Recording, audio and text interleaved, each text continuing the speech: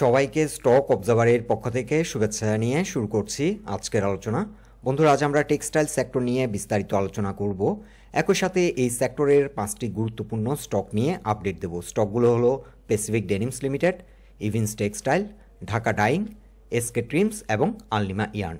আলোচনাটি শেষ পর্যন্ত শুনতে থাকুন। আলোচনাটি শুরুতেই সবাইকে রিকোয়েস্ট করব ডিসক্লেমার অংশটি আপনারা ভালো করে পড়ে নেবেন। পুঁজিবাজার ঝুঁকিপূর্ণ। আপনার কোনো পার্সোনাল বাই এবং সেলের কারণে আপনি যদি ক্ষতিগ্রস্ত হয়ে থাকেন, সে দায় স্টক অবজারভার বহন করবে না। শুরুতেই ডে চার্টে দেখে নিচ্ছি টেক্সটাইল সেক্টরের বর্তমান অবস্থান। সেক্টরটি বর্তমানে রান করছে 42.9-এ। আজকের দিন শেষে 42.9-এ এসে ক্লোজ হয়। আর টেক্সটাইল সেক্টরের জন্য গুরুত্বপূর্ণ সাপোর্ট হচ্ছে 42.8। এখানে রয়েছে 50 এক্সপোনেনশিয়াল মুভিং অ্যাভারেজের সাপোর্ট লাইন। সেক্টরটি যেহেতু এখন ডে চার্টে 50 এক্সপোনেনশিয়াল মুভিং অ্যাভারেজের উপরে অবস্থান করছে, সেক্টরটিতে কিন্তু এখনও যথেষ্ট স্ট্রেংথ আছে। আর বর্তমান সময় সেক্টরটি আমরা লক্ষ্য করছি অ্যাভারেজ থেকে কিছুটা বেশি ভলিউমে ট্রেড হচ্ছে, এটিও একটি ভালো দিক। আর টেক্সটাইল সেক্টরের জন্য 42.8 এই সাপোর্টটি কোনো কারণে যদি ব্রেক করে, পরবর্তী যে সাপোর্টটি সেটি হচ্ছে 20 এক্সপোনেনশিয়াল মুভিং অ্যাভারেজের সাপোর্ট লাইন, সেটি রয়েছে 42.7 পয়েন্টে। সো এই দুটো সাপোর্ট খুবই গুরুত্বপূর্ণ। অ্যাজ লং অ্যাজ এই সেক্টরটি 20 এবং 50 এক্সপোনেনশিয়াল মুভিং অ্যাভারেজের উপরে অবস্থান করছে, সেক্টরটি ভালো প্রাইস অ্যাকশন করবে এই সেক্টরটির বিভিন্ন স্টকগুলোতে। তবে এখানে একটি বিষয় লক্ষণীয়, এই সেক্টরটি বর্তমান সময় যে পয়েন্ট থেকে রিজেক্ট হচ্ছে সেটি হচ্ছে 43.4। এই জোন থেকে কিন্তু রিজেক্ট হচ্ছে। এখানে রয়েছে 200 এক্সপোনেনশিয়াল মুভিং অ্যাভারেজের রেসিস্ট্যান্স লাইন। সো এই জোনটি বর্তমানে কিছুটা চ্যালেঞ্জিং টেক্সটাইল সেক্টরের জন্য। এর আগে এই সেক্টরটির আমরা একটি টার্গেট আপনাদেরকে সেট করেছিলাম 45, কিন্তু আশানুরূপভাবে যদিও এই সেক্টরের মানি ফ্লো বৃদ্ধি পাচ্ছে, কিন্তু আশানুরূপ পারফরমেন্স এই সেক্টর এখনও করছে না। হাতে গোনা হয়তো 2-4টি স্টক ভালো প্রাইস অ্যাকশন করছে, কিন্তু অন এন অ্যাভারেজ বেশিরভাগ স্টকই তেমন একটা পারফর্ম করছে না, ফ্লোর প্রাইসে কিংবা ফ্লোর প্রাইসের আশেপাশেই অবস্থান করছে। সো এই সেক্টরটিতে আশা করা যায় যদি সেক্টরটি 200 এক্সপোনেনশিয়াল মুভিং অ্যাভারেজের উপর যদি ঘুরে দাঁড়াতে পারে, অর্থাৎ 43.5-এর উপর যদি এটি শক্তিশালী একটা অবস্থান সৃষ্টি করতে পারে, তাহলে এই সেক্টরের বেশিরভাগ স্টকই ভালো প্রাইস অ্যাকশন করবে এবং আরও কিছু স্টক ফ্লোর ভেঙে উপরে এসে হয়তো প্রাইস অ্যাকশন শুরু করবে। সো সেক্টরকে টেক্সটাইল সেক্টরের ক্ষেত্রে আমাদের ফার্স্ট টার্গেট এখন হচ্ছে 45। যাত্রাপথে একটি চ্যালেঞ্জিং এরিয়া হচ্ছে 43.4। আর সাপোর্ট অলরেডি আমরা মেনশন করেছি। মানি ফ্লো ঠিক আছে, ওভারঅল সেক্টরটির অবস্থান ভালো। এখন আমরা ডে চার্টে দেখে নেব প্যাসিফিক ডেনিমস লিমিটেড এই স্টকটির অবস্থান। স্টকটি আজকে দিন শেষে 16 টাকা 80 পয়সায় ক্লোজ হলো। স্টকটির এখন সাপোর্ট পয়েন্ট হচ্ছে 16 টাকা 10 একটি সাপোর্ট, এবং এর পরের সাপোর্টটি রয়েছে 15 টাকা 20। সো এই সাপোর্ট দুটো আপনারা পয়েন্ট আউট করে রাখতে পারেন। 16 টাকা 10 ফার্স্ট সাপোর্ট এবং সেকেন্ড সাপোর্ট হচ্ছে 15 টাকা 20।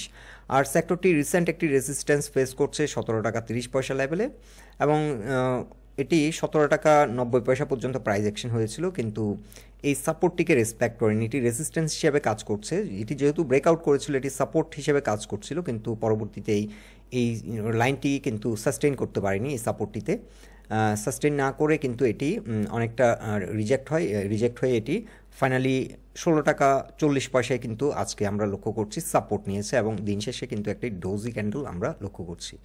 সো এই ডোজি ক্যান্ডেলের মিনিং কিন্তু আনসার্টেনিটি। সো এই স্টকটির ক্ষেত্রে এখন কিছুটা আনসার্টেনিটি কাজ করছে। ভলিউমের দিক থেকে যদি বিবেচনা করি, ভলিউম কিন্তু স্টিল গুড, অ্যাভারেজ থেকে বেশি ভলিউমে এখনও ট্রেড হচ্ছে। আজকের দিনও আমরা যে ডোজি ক্যান্ডেলটি লক্ষ্য করছি, এখানে কিন্তু অ্যাভারেজ থেকে বেশি ভলিউমে ট্রেড হয়েছে। সো স্টকটি আমরা ভলিউম বিশ্লেষণ করলে দেখতে পাচ্ছি বর্তমান সময় আলট্রা হাই ভলিউমে মাঝে মাঝে ট্রেড হচ্ছে, এবং বেশিরভাগ সময় কিন্তু অ্যাভারেজ থেকে বেশি ভলিউমে ট্রেড হচ্ছে। এটা একটা ভালো দিক। সো স্টকটি এখন 17 টাকা 30 পয়সার যে রেসিস্ট্যান্স, এটিকে ব্রেকআউট করলে আমরা যে টার্গেটটি দিয়েছিলাম 19 টাকা 40, এই টার্গেটটি অ্যাচিভ করতে সক্ষম হবে। সো টেকনিক্যালি আমরা এখানে একটি trend base Fibonacci chart draw করেছি, এবং এই ট্রেন্ড বেস ফিবোনাসি চার্ট অনুযায়ী থার্ড ওয়েভটি কিন্তু 20 টাকা 70 পয়সা পর্যন্ত হতে পারে।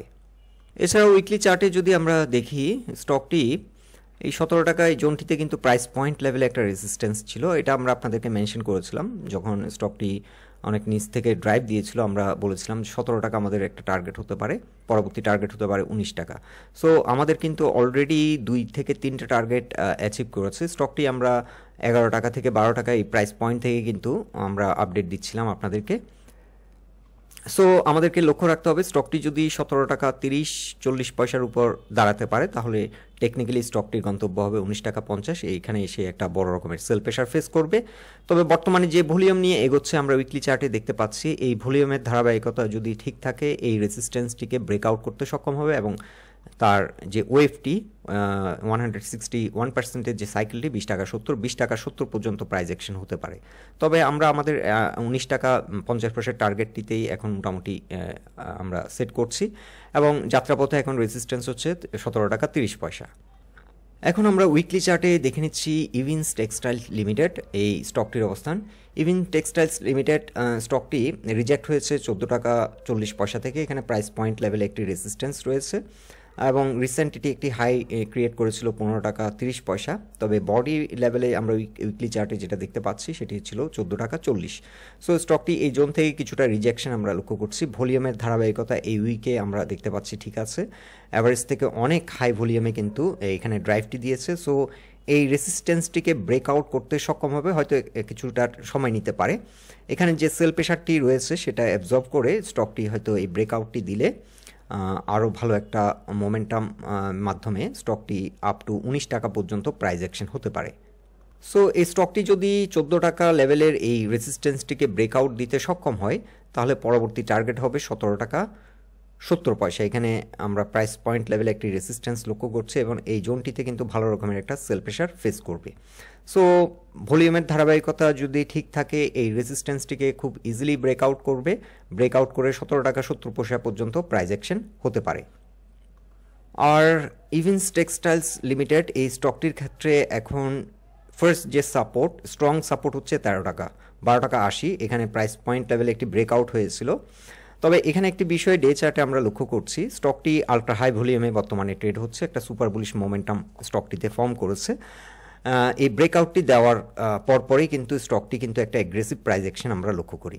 কিন্তু এখানে একটা গ্যাপ আপ করে যে প্রাইস অ্যাকশনটি হয়েছে, এখানে এই গ্যাপটিকে হয়তো ফিল করার জন্য হয়তো স্টকটি কিছুটা নিচে নামতে পারে এবং এখানে যে ব্রেকআউটটি হয়েছিল ব্রেকআউট রিটেস্টও করতে পারে।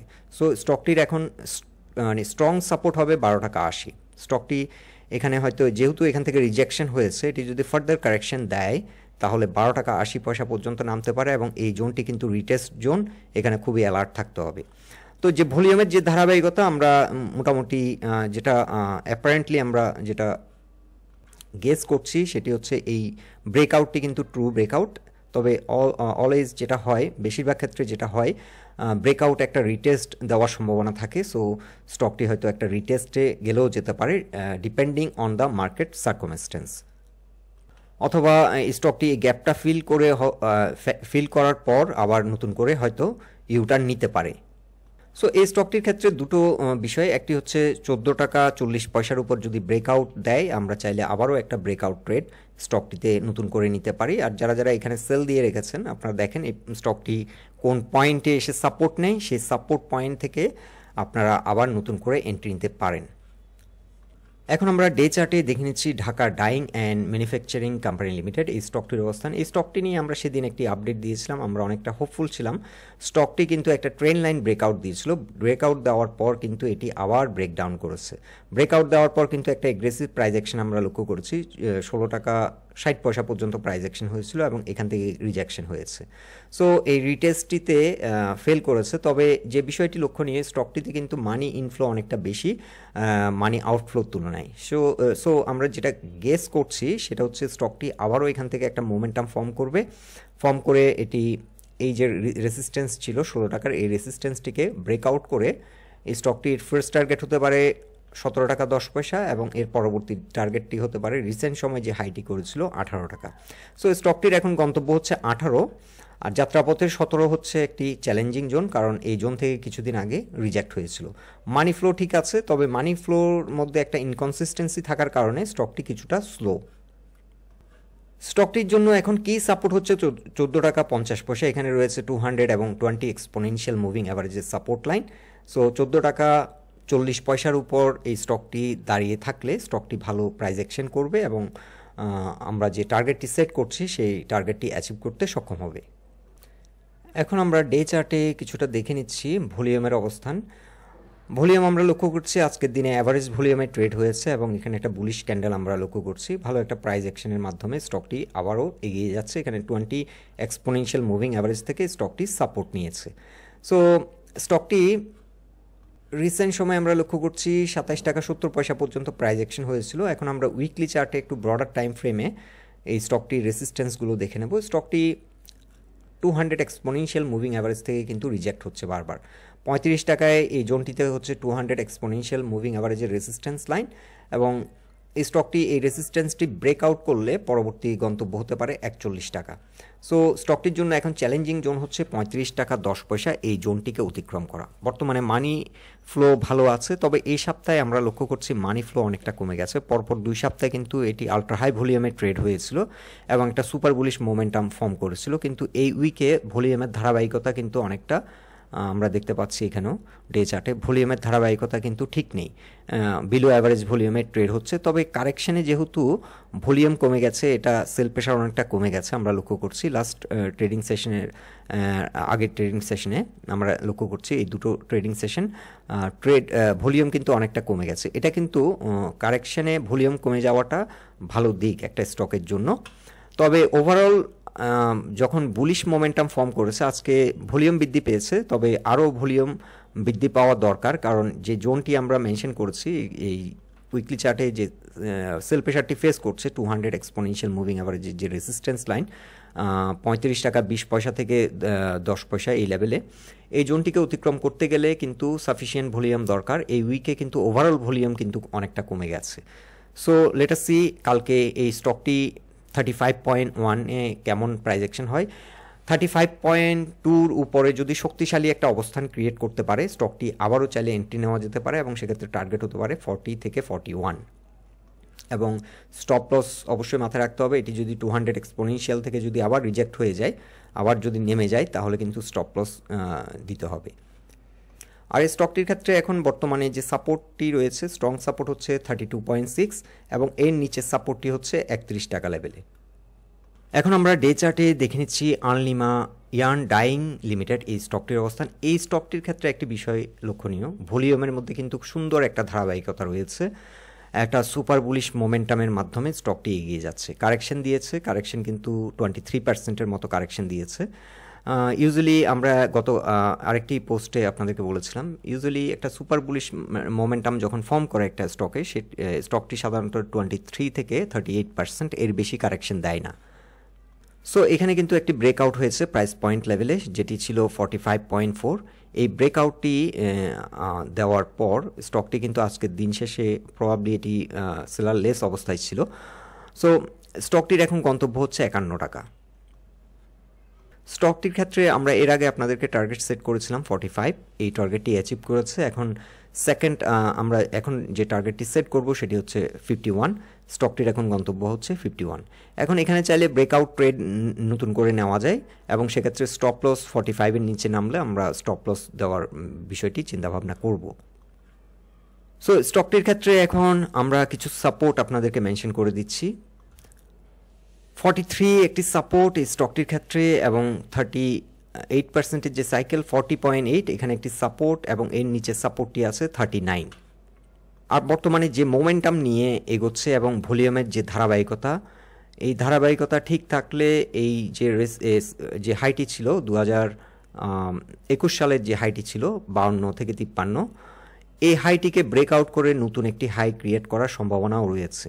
সো স্টকটি কিন্তু খুব শক্তিশালী মোমেন্টাম নিয়ে এগিয়ে যাচ্ছে এবং 51 এই জোনটিকে চেস করবে এবং এটি যদি ব্রেকআউট করতে পারে নিউ একটি হাই ক্রিয়েট করতে পারে। সো বন্ধুরা, টেক্সটাইল সেক্টর এবং এই সেক্টরের 5টি গুরুত্বপূর্ণ স্টক নিয়ে এটাই ছিল আমাদের অবজারভেশন। আলোচনাটি যদি আপনাদের ভালো লেগে থাকে অবশ্যই পোস্টটিকে লাইক দেবেন আর আমাদের সাথে থাকার জন্য আপনাদের অসংখ্য ধন্যবাদ।